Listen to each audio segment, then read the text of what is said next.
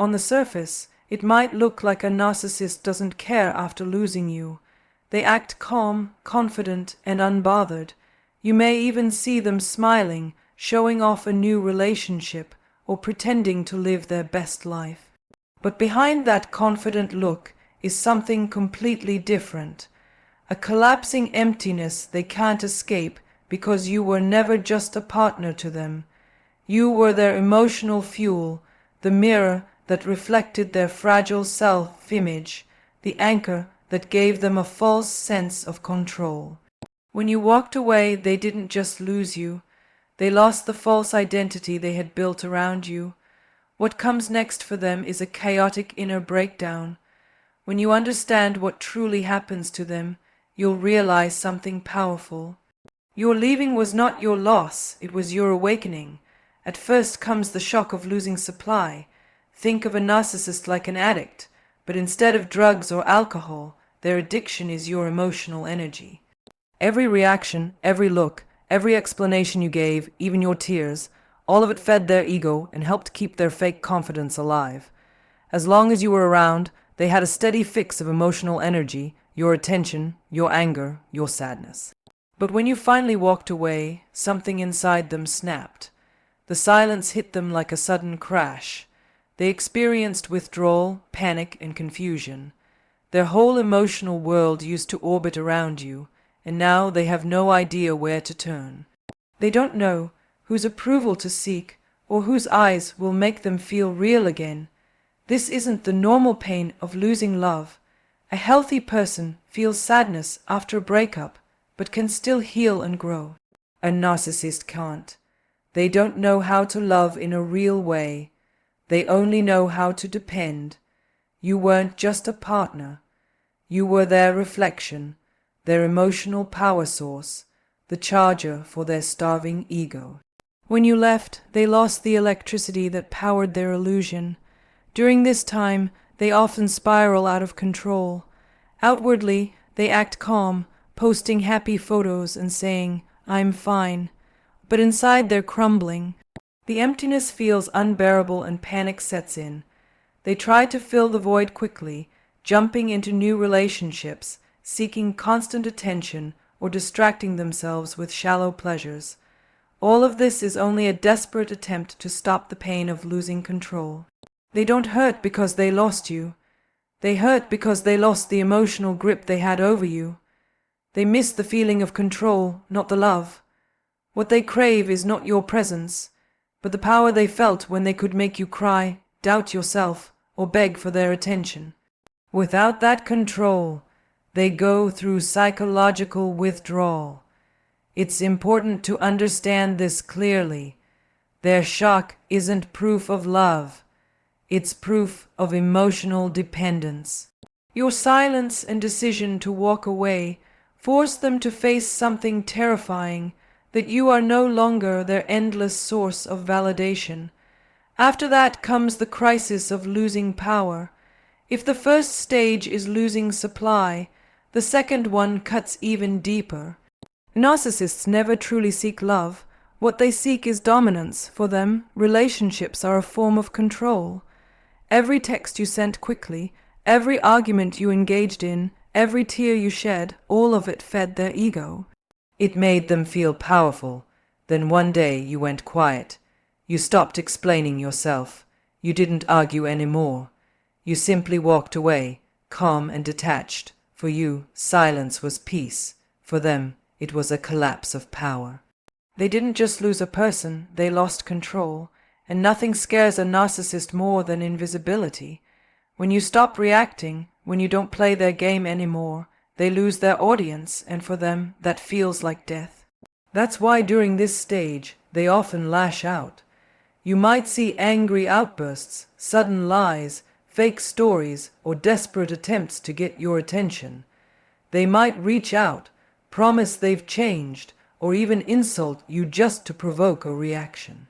It's not about missing you, it's about testing whether they still have power over you, and when you remain calm, when you refuse to engage, that's when they face their deepest fear, being irrelevant. They can handle being hated, but being ignored destroys them. Their sense of power was never real. It only existed through your emotional reactions. When you take that away, their illusion of control crumbles. Your silence becomes your strength. It's not weakness. It's a declaration that says, "You no longer control me." That quiet distance becomes the loudest statement of freedom. You are no longer their puppet. You are free. Then comes the rush to rebuild their image. After losing power and supply, the narcissist quickly moves to protect what they value most, their appearance. Image means everything to them. They don't live through truth, they live through perception. When you leave, they lose their reflection, so they start searching for a new mirror, the public eye, social media, or a new partner. At this stage, they suddenly seem busy, glowing, even happy. They show off new relationships, post motivational quotes, talk about growth and healing. But look closer. It's all a mask. It's a desperate attempt to look untouchable inside. They're hollow. They have no real self without someone to reflect back to them. When you were there, you gave their life shape. When you cried, they felt important. When you forgave them, they felt powerful. Now they're lost. So, they create a shiny new version of themselves for others to admire. But this is not transformation. It's performance. Since they can no longer control you, they try to control how the world sees them. They crave validation from strangers, compliments, likes, admiration, anything to distract from their inner collapse. But this false glow never lasts. The cracks always show. Over time, the mask slips and the emptiness returns stronger than before, because no amount of outside praise can fill the inner void left when they lost control of the one person who truly saw them. When a narcissist seems to move on quickly, don't mistake it for healing. It's not proof they've grown. It's proof they're panicking. Your departure shook the foundation of their fake identity, and now they're racing to rebuild what's crumbling inside. And then comes the part few people see, running from shame. Most narcissists aren't afraid of being alone or being hated. What they truly fear is shame. When you left, their mask cracked, and underneath that mask is a deep, painful belief that they are not good enough, not worthy of love, not valuable as they are. For healthy people, shame can be a lesson. It pushes them to change, to grow. But for a narcissist, shame is unbearable. It doesn't lead to reflection. It leads to denial. They can't sit down and admit, "I was wrong." Instead, they do what they've always done, project that shame onto someone else. And the easiest person to blame is you, the one who saw their real self. So they rewrite the story. In their version, you are no longer the caring, patient person. You become the villain, the abuser, the one who hurt them. They twist the truth until they look innocent and you look cruel. It's not honesty, it's survival. By shifting all the blame, they protect their fragile ego from collapsing. They tell themselves and others the same lie so many times that eventually they start to believe it. It becomes their new reality. It's how they escape the truth that would otherwise crush them. Because facing that truth, seeing the emptiness, the weakness, the broken self inside would mean confronting the very pain they've spent a lifetime running from that have never healed. And so you become the mirror that reflects all their denial. They spread lies, twist stories, and pull others into their side. But in truth, it all serves one purpose, to cover the cracks inside them that are getting wider. And here's the reality. You are not meant to carry their blame. Their act of playing the victim has nothing to do with your worth. It only shows how deeply they fear facing their own shame. When they call you the problem, it simply proves you saw who they really are. And to them, that is unforgivable. Then comes the rush to replace. When their mask starts to slip, when shame becomes too heavy to hide, the narcissist enters their next predictable phase, the desperate search for a replacement. Remember this, they are not looking for love. They are not searching for companionship. What they crave is a new supply, a fresh source of energy to fill the empty space your absence left behind. That's why they dive into new relationships so quickly, recklessly, even frantically. You may see them showing off a new romance just days or weeks after the breakup. They use the same words, the same overblown compliments, the same promises, the same dramatic gestures.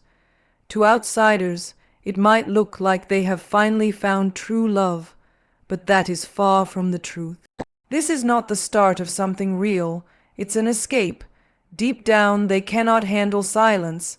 They cannot sit alone with their emptiness. The replacement is not chosen out of love. It is chosen to act as a mask to cover the collapse they can no longer hide. What's interesting is how rushed this new relationship feels. They need to show it off immediately. They need everyone to believe they are still wanted, still powerful, still the one who was never left behind. It's their way of rewriting the story. Instead of admitting they lost you, they try to spin it as if they chose someone better. But you and I both know the truth. No one can replace the energy you once brought into their life. Because what you gave them wasn't just affection. It was empathy, patience, presence, things they will never easily find again. So, no matter how much they show off their new love, the emptiness inside them remains. Here's what you must keep in mind. Their rush to replace you isn't proof that you were unworthy. It's proof of how much you once meant to them, so much that losing you feels unbearable. They look for someone new, not because you are forgettable, but because you are impossible to replace. Then comes the silence, the most haunting stage of all. After all the drama, after the anger, after the desperate attempts to fill the void, the narcissist suddenly disappears into quiet. But don't mistake that quiet for peace. It's not peace, it's obsession in silence. You might stop hearing from them. No messages, no apologies, no blame. They may vanish completely, but this isn't letting go. This is the moment their mind is most consumed by you. Without you to control or manipulate, their thoughts spiral. They replay every moment you cared, every time you forgave, every tear you shed because of them. But this isn't love. It's the obsession of someone addicted to control, now stripped of it. In secret, they look for ways to keep track of you, maybe by checking your social media, asking mutual friends, or simply imagining what you're doing.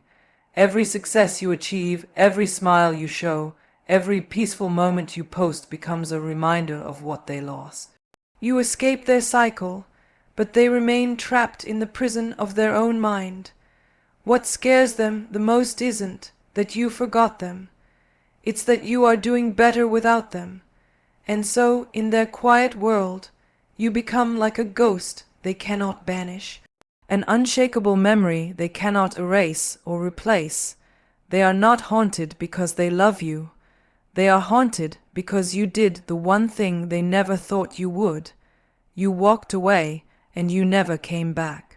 The irony is this silence that once felt painful now makes you stronger.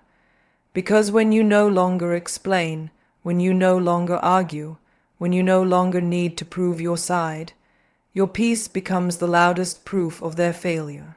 You are no longer tied to empty promises, endless fights, or twisted mind games. You have chosen peace, and that is why they cannot stop watching, comparing, or quietly envying you. Remember this: when a narcissist still obsesses over you in silence, it doesn't mean they've won. It means you have. Their silence isn't victory, it's their prison. Your silence is your power. You have stepped beyond the reach of their control. Every stage of their chaos is proof of your strength. Because when they no longer control you, they don't just lose a person, they lose their shield. You were the wall that protected them from facing their emptiness. Once you're gone, they face themselves. And that is the hardest thing for them to bear. That is your quiet victory, the one that doesn't need to be shouted, the one that speaks through your peace. And as you can see, a narcissist never truly moves on after losing you. They may laugh, boast, or rush into another relationship, trying to show the world how fine they are.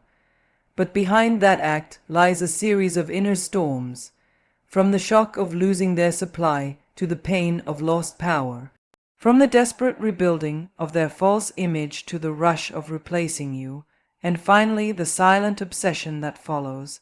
Every stage reveals the same truth. The power was never theirs. It was always within you. Because once you stop reacting, once you stop feeding their chaos with your energy, their false world collapses. Without your light, their illusion fades. So ask yourself, why go back to a cycle that already drained your peace? Why seek closure from someone who was never capable of giving it? Why wait for validation from someone who never saw your worth in the first place? Your silence, your distance, your calm, these are not signs of defeat. They are signs of rebirth. You no longer need to prove your worth to anyone who made you feel small.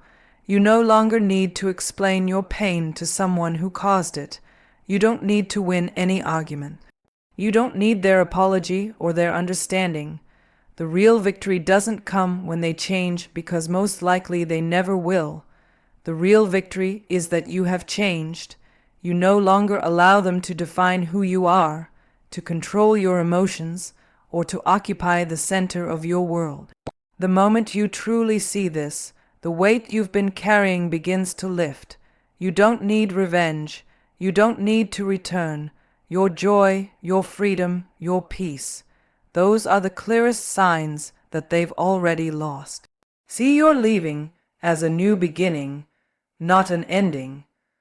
This is your chance to rediscover yourself, to rebuild what they once tried to break, to nurture the dreams you once put aside. Build connections that are real, rooted in kindness and mutual respect. Choose relationships where love doesn't come with fear or confusion, where your peace isn't a prize you have to earn. You deserve love that doesn't demand you to shrink.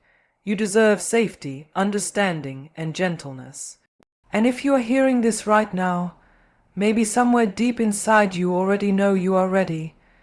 Ready to close that old story. Ready to begin again with yourself at the center.